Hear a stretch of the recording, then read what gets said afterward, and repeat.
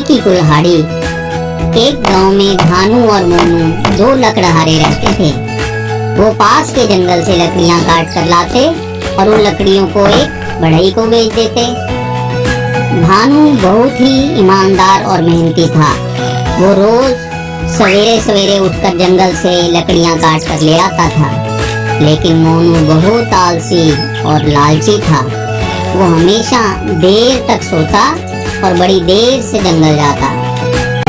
अरे मोनू भाई उठ जाओ, देखो मैं तो जंगल से लकड़ियां काट कर भी ले आया और तुम अभी तक सोए पड़े हो।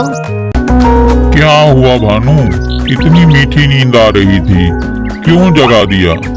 अरे क्या होता अगर कुछ देर में और सो लेता, पर कोई बात नहीं, अब तुमने जगा ही दिया है तो मैं उठ जाता हूँ।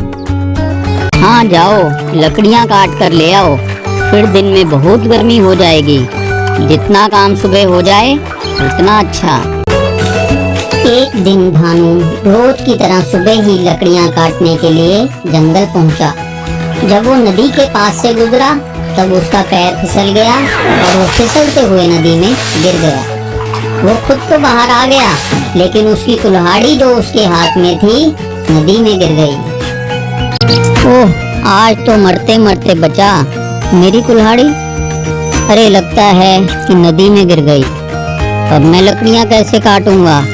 मेरे पास तो एक ही कुल्हाड़ी थी। भानु वहीं बैठकर रोने लगता है और जब काफी देर तक वह रोता रहता है तो अचानक नदी में से एक देवी प्रकट हुई। क्या हुआ भानु, तुम रो क्यों रहे हो? प्रणाम देवी माँ, आज तो मेरा बहुत नुकसान हो गया। मेरी कुल्हाड़ी यहाँ नदी में गिर गई है। मैंने खोजा पर नहीं मिली। मेरे पास तो एक ही कुल्हाड़ी थी। मेरा काम जंगल की लकड़ियाँ काटना है। अब कुल्हाड़ी के बिना मैं लकड़ियाँ कैसे काटूंगा?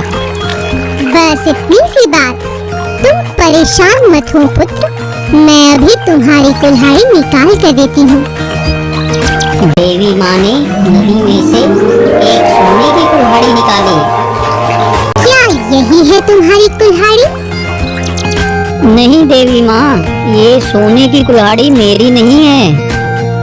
कोई बात नहीं, पर तुम ये रख सकते हो।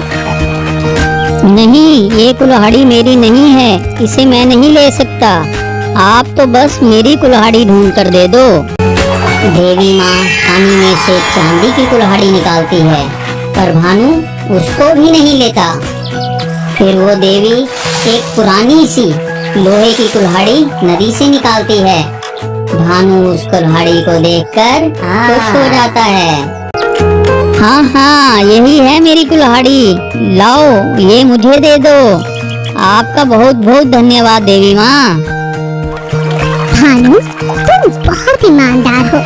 तुमने सोने और चांदी की कुल्हाड़ी ना लेकर केवल अपनी कुल्हाड़ी ली। मैं तुम्हारी इस ईमानदारी से बहुत प्रसन्न हूँ। ये लो पुत्र, ये तीनों कुल्हाड़ियाँ तुम ले सकते हो।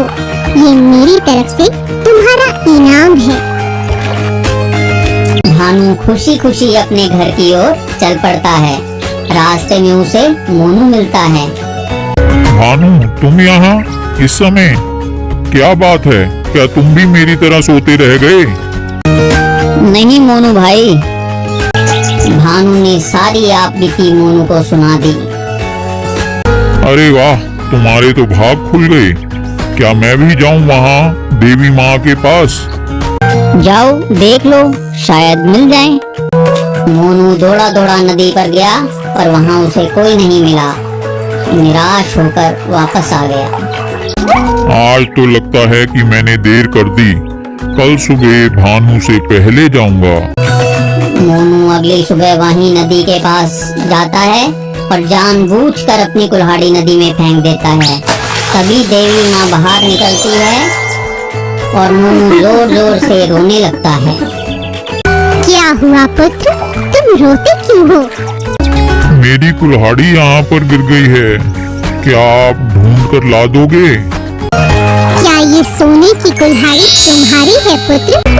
हाँ हाँ, यही है। झूठ बोल रहे हो तुम। भानु को तो उसकी ईमानदारी का इनाम मिला था और तुम्हें कुछ नहीं मिलेगा। चले जाओ यहाँ से, तुम बहुत लालची हो।